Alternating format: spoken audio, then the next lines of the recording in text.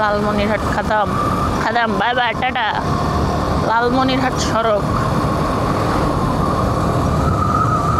O my god, view কি আই হাই, মাথা নষ্ট ভিউ।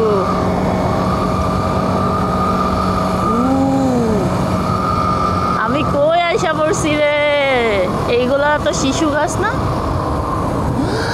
কি জোস, ইয়াল্লাহ, এত সুন্দর, এত সুন্দর পরিবেশ। ও আমি তো বাইকে ঢুকতে দিবে না। জোস, কি যে জোস, তিস্তা নদী, Teesta bridge. O my god, সার্থক। দক্ষিণবঙ্গ শেষ করে উত্তরবঙ্গ শেষ করে তো এখন আমি চলে যাব কোন বঙ্গে?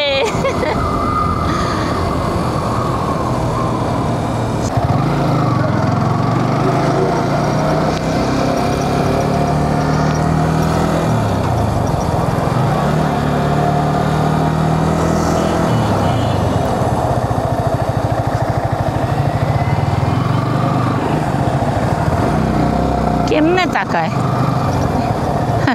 হেলমেট পরা, হেলমেটের ভিতরে সানগ্লাসটা নামানো, শুধু ঠোঁট দুইটা দেখা যায়। সেই তারপরও ফাঁকি দেওয়ার কোনো উপায় নাই। ড্রেস আপ তো সবই প্যান্ট শার্ট, ছেলেদের মতো জ্যাকেট।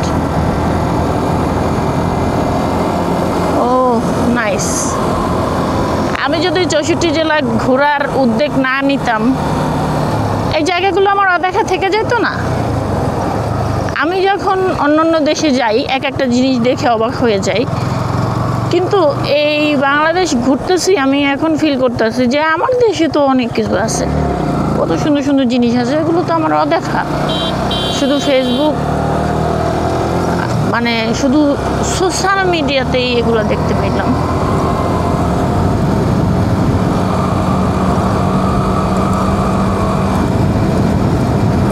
সাথেই যা হয়, এই ব্রিজে একটা ছবি তুলবো, দাঁড়াইতে দিল না, বলতেছে যে কি অফিসার আসছে, অফিসার আসছে। আমি সার্কিট হাউসে গেলে অফিসার আসে, আমি এক জায়গায় দাঁড়াইলে অফিসার আসে। এই যে অফিসারদের গাড়ি, এই যে উনি দাঁড়াইছে, ওনাকে যখন আমি আসছিলাম তখন, এখন তো আমি যাচ্ছি। তো কি হয়েছে, এই যে অফিসার, এই আস্তে কোত্থেকে ঢুকায় দেয়।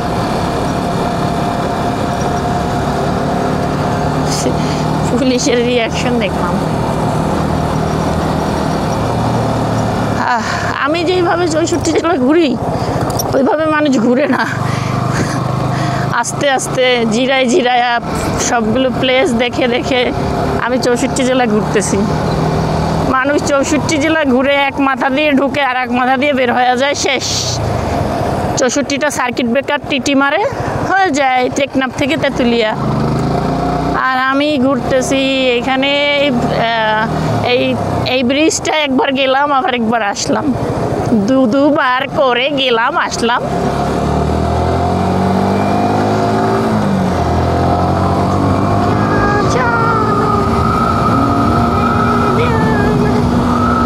এইরকম রাস্তা পাইলে কে না গাড়ি টানে ভাই, কিন্তু আমার ধৈর্য মার দিব, ঘাড়াইবো ঘাড়াইবো।